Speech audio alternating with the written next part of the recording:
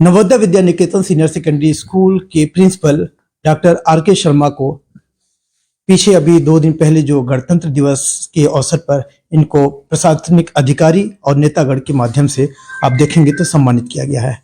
District administration की तरफ से इस तरीके से सम्मान देना न सिर्फ इनके लिए एक बहुत बड़ा अचीवमेंट है, बल्कि जो शिक्षा जगत में काम करने वाले तमाम शिक्षाविदों के लिए एक एग्जाम्पल और एक आइडियल साबित हो सकते हैं। दरअसल एक के बाद एक फहरिस्त मैं आपको दिखाऊं तो आप देखते जाएंगे कि यहाँ पे इनकी मेहनत का परिणाम कुछ इस तरीके से है। लगातार कुछ बड़े बड़े जो हस्तियों के माध्यम से सम्मानित किया गया है, वो इनकी ख्याति, इनकी अथक परिश्रम और मेहनत का फल है।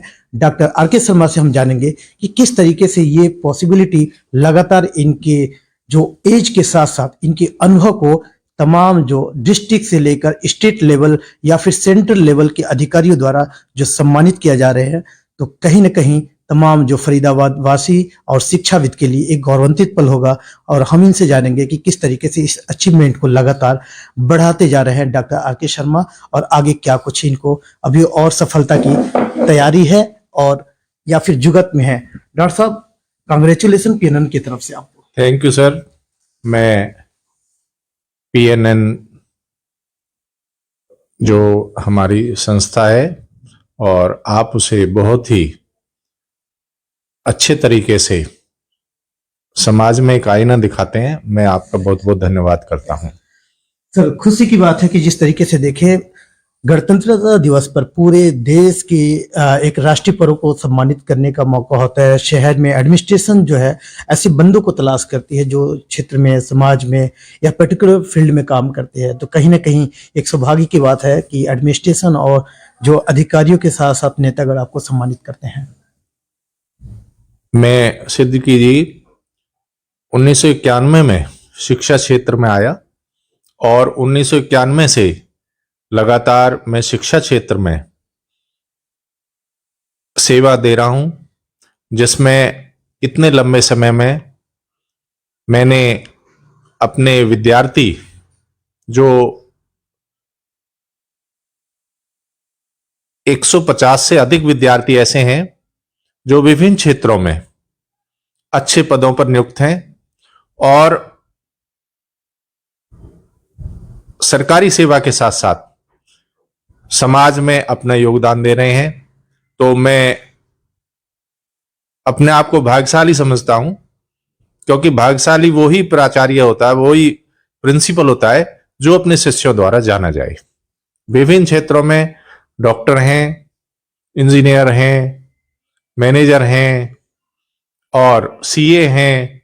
तो जब मुझे नए साल में उनके फोन आते हैं तो मैं अपने आप को बहुत भाग्यशाली समझता हूं। डॉक्टर साहब, थोड़ा सा बात को हम और बढ़ाने की कोशिश करेंगे कि जिस तरीके से सम्मान समारोह आयोजित किया जाता है, काफी तादाद में जो लोग होते हैं और प्रशासनिक अधिकारी जब आपको सम्मानित किए तो क्या कुछ देखा, आपकी क्या क्वालिटी को उन्होंने ऑब्जर्व किया? शिक्षा के क्षेत्र में मुझे यह पुरस्कार मिला है क्योंकि मैं पिछले 33 साल से शिक्षा में अपना क्षेत्र में अपना योगदान दे रहा हूं।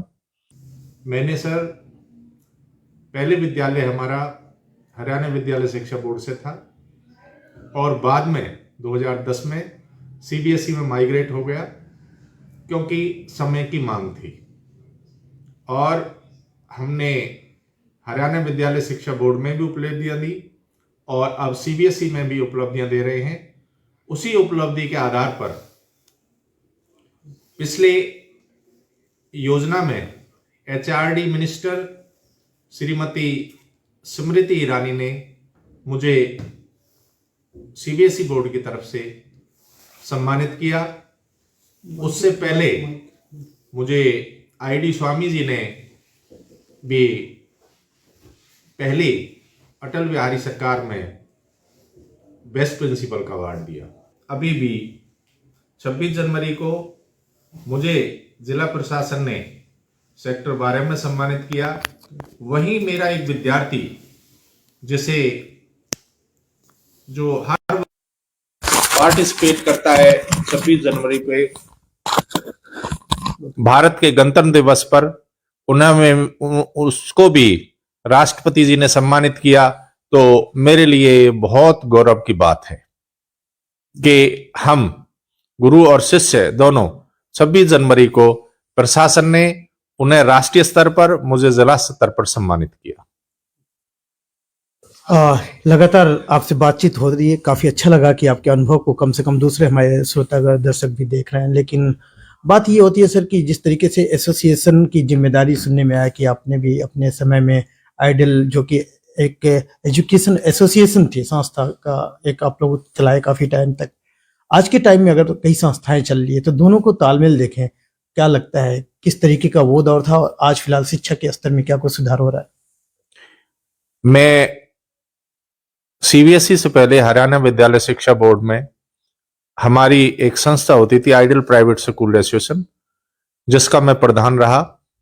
और प्रधान के साथ साथ हमने, क्योंकि प्राइवेट स्कूल हमारे रोजगार हैं, अपने रोजगार को बचाने के लिए हमें 2003 एजुकेशन पॉलिसी को चैलेंज करना पड़ा, जिसका हमें सकारात्मक माननीय पंजाब एंड हरियाणा उच्च न्यायालय ने हमारे स्कूलों को बरकरार रखा। उसी तरह से हमारे विद्यालयों पे हाउस टैक्स कॉमर्शियल था, उसको भी हमने चैलेंज किया, जिसमें हमारे स्कूलों पर अब संस्थात्मक टैक्स है। सरकार के द्वारा हमारे विद्यालयों को सुविधाएं नहीं दी जाती थी, लेकिन हमसे फंड्स लिए जाते थे। उसको भी हमने माननीय पंजाब एंड हरियाणा उच्च न्यायालय में चैलेंज किया, जिसमें हम जीते। और हमारा जो फंड्स था वो हम बच्चों, सरकार को ना देकर बच्चों पे उसे स्वयं खर्च करें, ऐसी हमारी माननीय उच्च न्यायालय ने घोषणा की थी और हमें जिताया था। तो ये उपलब्धियां हमारी जो पहले जब मैं प्रधान था तो रही, और उसी में हमारे कुछ अस्थायी मान्यता प्राप्त स्कूल थे, उसको भी हमने कोर्ट में चैलेंज किया, जिसमें माननीय न्यायालय ने हमारे उन स्कूलों को भी जारी रखा कि 2003 एजुकेशन पॉलिसी से पहले जो स्कूल हैं वो एज इट इज चलते रहेंगे, और उनमें जो अपनी थोड़ी घनी कमियां हैं उनको दूर करके वो भी स्थायी मान्यता प्राप्त ले लेंगे। अभी फिलहाल देखें तो आपको बीजेपी में एजुकेशन जो सेल के कोऑर्डिनेशन एक तरीके से कैंट डिस्ट्रिक्ट लेवल पे यहाँ बनाया गया है, और तमाम शिक्षाविद भी आपके एक तालमेल में बैठा के रखते हैं। क्या लगता है कि जिस तरीके से अभी कोई मुद्दे को लेकर उठाया जाता है एजुकेशन को लेके, तो कैसे आप तालमेल बैठा पाते हैं तमाम शिक्षाविदों के साथ में? मैं अब जो वर्तमान में डिस्ट्रिक्ट कोऑर्डिनेटर हूं एजुकेशन सेल का, जिसमें हम सभी क्वालिटी एजुकेशन के लिए सरकार को अपने समय समय पर हमसे जो